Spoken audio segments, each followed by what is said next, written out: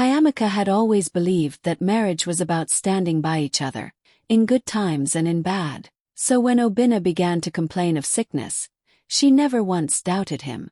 Every morning she rushed through her own routine just to make sure he was comfortable before she left for work. After work, she would pick up medicines, groceries, and anything else he mentioned. She paid the bills, cooked his meals, and even stayed awake at night when he said he couldn't sleep. Her body was tired, her spirit even more so, but she told herself that this was what love demanded. Still, something inside her felt strangely empty. Obina hardly spoke to her anymore. He no longer laughed at her small jokes or asked about her day. His touch, once warm and reassuring, now felt distant. He would often turn his face away when she tried to cheer him with stories from work or news from their neighbors. Kayamika brushed it off, telling herself that sickness can drain not only the body but also the heart. She tried to be patient, convincing herself that once he recovered, things would return to the way they were. Yet at night, when she lay awake listening to his heavy sighs, she could not shake off the loneliness pressing on her chest. She wanted affection, a smile, even a word of gratitude, but instead she poured from her own cup into his, leaving herself empty. And still she kept going because she loved him. It was one of those hot afternoons in ABA when the sun seemed determined to melt everything in sight. The air was heavy, the streets noisy with hawkers and buses honking, and all Kayamika could think of was how tired she felt. Usually, she would use her lunch break to eat at the canteen near her office, where she had a small group of colleagues to chat with. But that day, as she looked at her plate of food, she felt no appetite. Instead, her thoughts drifted to Obina at home. Was he lying weak on the bed? Had he eaten anything? Did he miss her presence? The thought of him being alone stirred something deep in her. She wanted to do something different, something that would make him smile again. So she packed up her things, skipped the canteen food, and decided to surprise him. On her way, she stopped at a roadside restaurant and bought his favorite pepper soup, steaming hot and full of spice, just the way he liked it. As she held the bag carefully, the rich aroma filled her nose, and she couldn't help but smile. She imagined the look on his face when he would see her standing there in the middle of the day with his best meal in her hands. Her steps were quick, almost light, as she made her way home. The heat no longer felt so harsh. Her heart was warmed by the thought of love, of care, of a small sacrifice that might remind him how much he meant to her. She pictured him sitting up with surprise, maybe even teasing her for leaving work just to check on him. She longed to see him happy, to hear even a little laughter that had been missing from their home for so long. As she got closer to the house, she felt her heart beating faster. It wasn't fear, it was excitement, the thrill of doing something thoughtful for the man she loved. With every step, she whispered little prayers that this gesture would bring them closer again, that maybe today would mark the beginning of change. By the time she reached the door, sweat clung to her skin, but her heart was glowing with hope. She quietly turned the handle, ready to surprise her husband with the one thing she had always given freely, her love. Kayamika pushed the door open gently, careful not to make a sound. She wanted the surprise to be perfect, to walk in with a steaming pepper soup and see his face light up. But as soon as she stepped inside, her ears caught something unusual. There was laughter, clear, loud, and full of energy. For a moment she froze, thinking maybe the neighbors had visitors. But then she heard it again, and this time she was sure. It was Obina's voice. Her heart skipped. Just that morning he had struggled to speak, his voice weak and broken. He had complained of pain, of not having the strength even to eat. Yet now what she was hearing was completely different. His voice was playful, alive, strong. He laughed in a way she hadn't heard in months, as if sickness had never touched him. Slowly she moved closer, her feet almost trembling. The closer she got to the bedroom door, the clearer the sounds became. His tone was soft and teasing, the kind of tone he no longer used with her. Kayamika stood there, gripping the handle of the food bag tightly, the smell of pepper soup filling the silent hallway around her. Her mind spun in confusion. How could this be? Was he suddenly healed? Why hadn't he called her? Every word of laughter pierced her chest. It was not just the sound of him being well, it was the sound of joy he had refused to share with her. She leaned her head slightly toward the door, her breath caught in her throat, trying to understand what she was hearing. In that moment, the home she thought she knew felt strange, unfamiliar, almost foreign. The pepper soup in her hands was still warm, but her heart was turning cold. Something was wrong, terribly wrong, and she could feel it pressing down on her before the truth even revealed itself. Kayamika stood frozen, her back pressed against the wall, the bag of pepper soup growing heavier in her trembling hands. At first, she thought maybe Obina was joking with a friend, but then she heard the name, Ngozi. Her heart thudded painfully. She listened, hardly breathing, as his voice carried through the half-closed door. "Don't worry, my love," Obina was saying, his tone light and playful, so different from the weak groans she was used to. "She's too foolish to suspect anything. Every day she runs around paying bills, buying food, even covering my debts. And she thinks I'm sick. Can you imagine?" Kayamika's legs nearly gave way. Foolish. That word stabbed deep into her chest.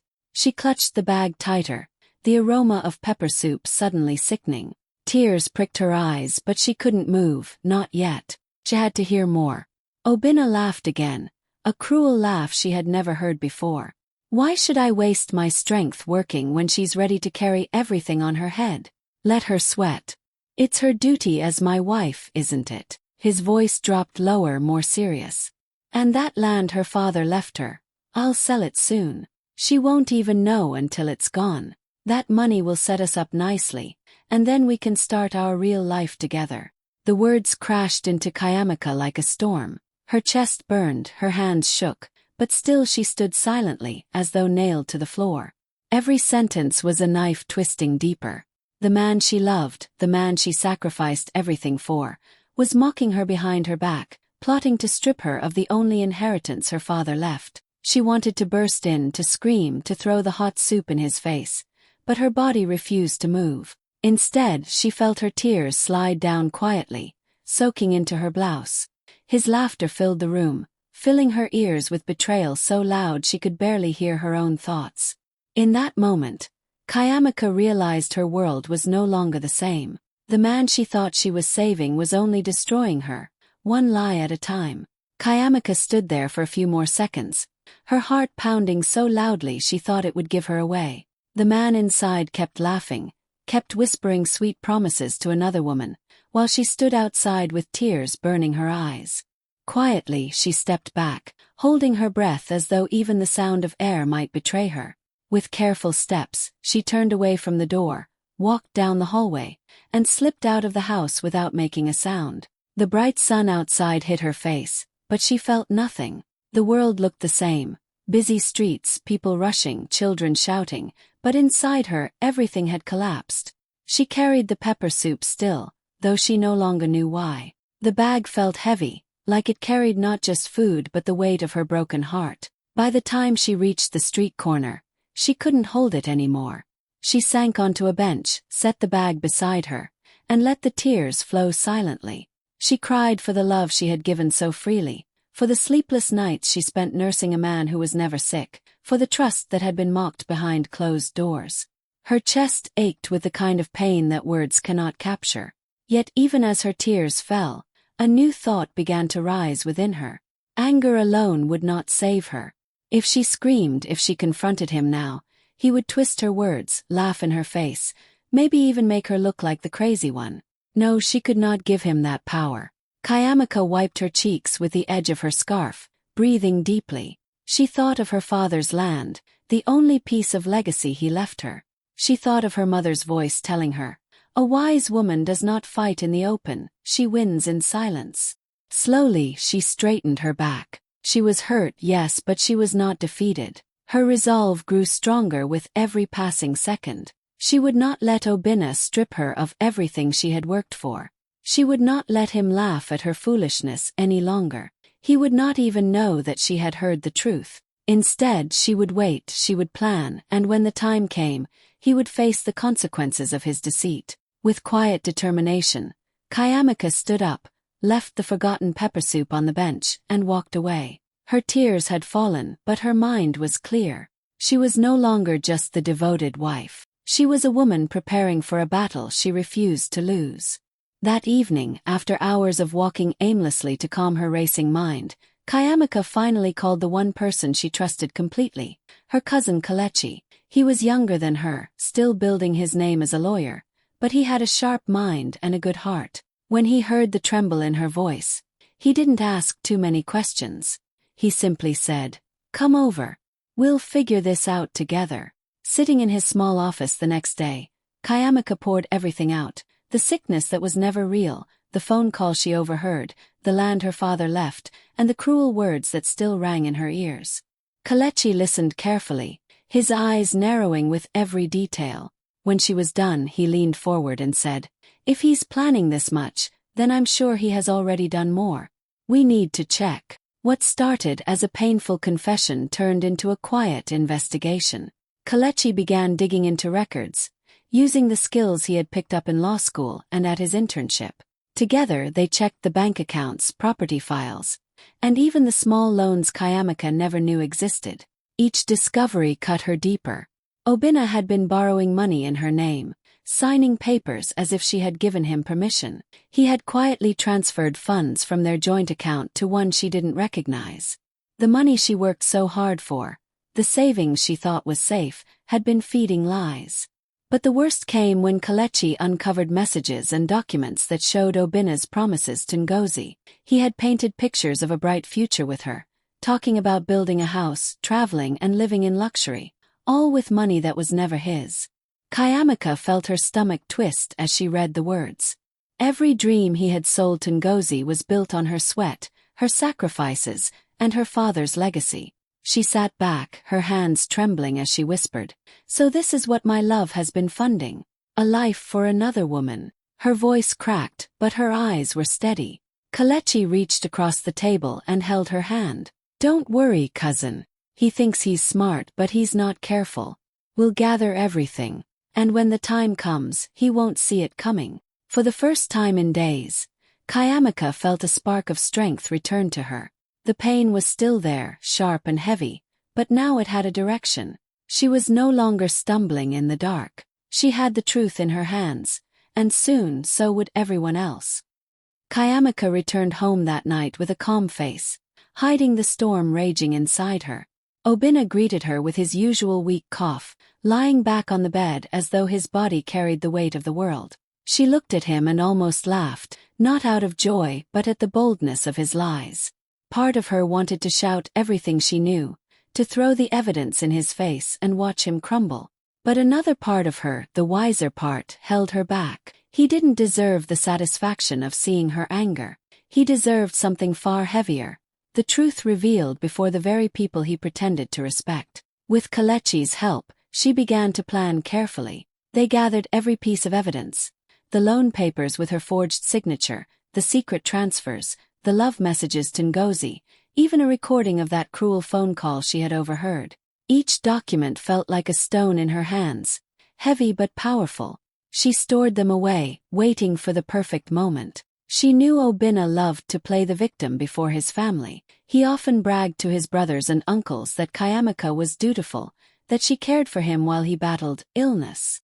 She knew it was only a matter of time before he called another family meeting, likely to beg for support or to push for the sale of her father's land. And when that day came, she would be ready. The hardest part was pretending. Each morning, she cooked for him, listened to his fake groans, and even offered words of comfort. Inside, her heart burned, but on the outside, she remained gentle, patient, almost foolish-looking. He thought he had her under his thumb, but she was watching, waiting, sharpening her weapons in silence. At night, when he slept, she and Kalechi worked like shadows. They arranged for witnesses, trusted relatives who had seen the transfers, neighbors who had overheard his visits from Ngozi. They secured copies of everything, making sure that even if one thing was denied, another would speak loudly. By the time days turned into weeks, Kayamika no longer felt like the broken woman who had left her husband's door in tears. She felt steady, controlled, even powerful. The stage was set. The actor was still playing his role of the weak, sick husband, but soon, in front of his entire family, the mask would fall. And when it did, there would be no hiding from the truth. The family meeting was held on a hot Saturday afternoon at Obinna's elder brother's house. The compound was full, Uncles, aunties, cousins, all gathered to discuss how to raise money for Obina's treatment. Kayamika sat quietly among them, her face calm, her wrapper neatly tied, her hands resting gently on her lap. She looked every bit the dutiful wife, but inside her chest, her heart beat with the weight of what was about to happen. Obina was the center of attention as always, leaning weakly on a chair, coughing now and then for effect. He spoke in a low, pitiful voice. "My brothers, my sisters. The sickness is getting worse. The doctor says I need urgent treatment. The only option now is to sell the land Kayamika's father left. It is the only way." He glanced at Kayamika as if expecting her to nod in agreement, as she always did. But this time she raised her head slowly, her voice steady and clear. "Before we talk about selling anything, there is something everyone needs to hear." The room went silent. All eyes turned to her. Obina shifted uneasily, forcing another cough. Kayamika reached into her bag, pulled out her phone and pressed play. Instantly, Obina's laughter filled the room, strong, vibrant, and mocking. His voice played over the speaker, calling her foolish, bragging about faking sickness, confessing plans to sell the land and build a new life with Ngozi. Gasps filled the room. Aunties covered their mouths. Uncles exchanged shocked glances. Some even shook their heads in disbelief. Obina jumped to his feet, suddenly forgetting his weakness. "It's a lie. She is twisting things," he shouted, but the evidence was too clear. Kayamika remained calm, her eyes steady on him. She handed copies of the loan documents and bank transfers to Kelechi, who distributed them to the elders. "Here are the loans taken in my name," she said softly. "Here are the transfers he made. Here are the promises to Ngozi, written in his own words." The room erupted. Relatives scolded him, voices rising in anger. "You deceived us," one uncle thundered. "You wanted to sell land that was not yours," another accused. Even Ngozi, who had been sitting quietly in a corner, slipped out of the compound, her face burning with shame. Obina's act had crumbled. The mask was gone, and standing before everyone, Kayamika was no longer the quiet, gullible wife they thought she was. She was the woman who had brought truth into the light. After the shocking revelations at the family meeting, Obina's world began to crumble almost immediately. Relatives who had once praised his suffering now turned against him. His elder brother scolded him sharply for deceiving the family, while aunts and cousins shook their heads in disbelief, calling him a fraud and a liar. Even neighbors who had trusted his story started whispering behind his back. The respect he had once commanded vanished in a single afternoon.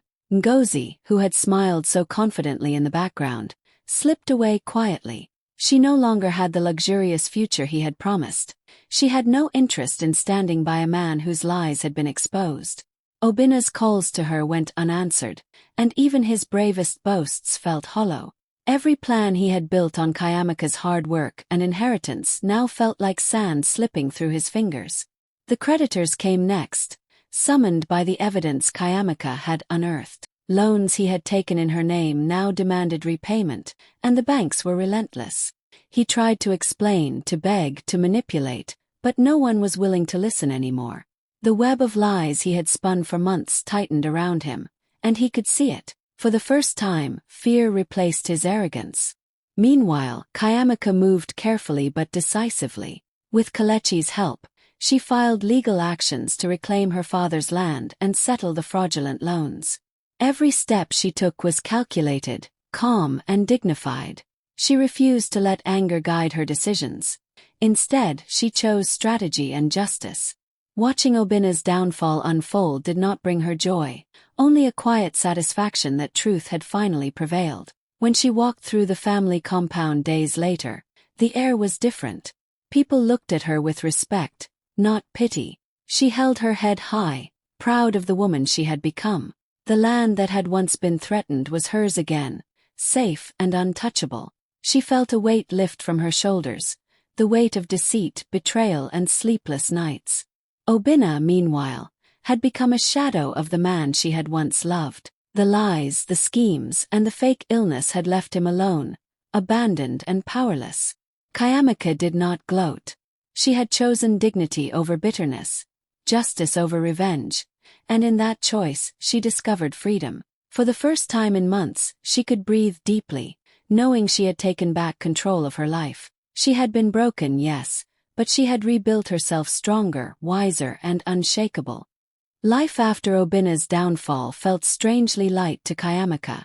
The heavy burden of lies, betrayal, and sleepless nights had finally lifted. She no longer carried the weight of someone else's deceit. Slowly, she began to rebuild, not just her life but her sense of self. She decided to start a small catering business in ABA, turning the love she had always poured into others into something that would sustain her.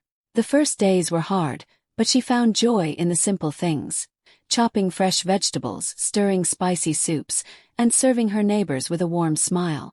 Each satisfied customer reminded her that she could create something meaningful, something her husband had tried to take from her: independence, purpose, and pride. The smell of pepper soup and jollof rice in her tiny kitchen became the scent of freedom, of a life reclaimed. Sometimes she paused and reflected on how far she had come.